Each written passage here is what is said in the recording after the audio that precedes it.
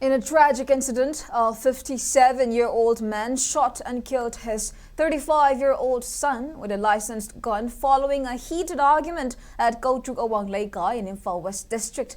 The violent confrontation occurred around 7 p.m. yesterday near the National Sports University under the jurisdiction of the Lamsang police station.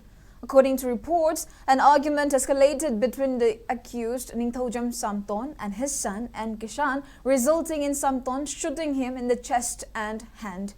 Kishan was rushed to Raj Medicity for emergency treatment but later succumbed to his injuries. The deceased, who worked as a local mason, is survived by his daughter and his pregnant wife.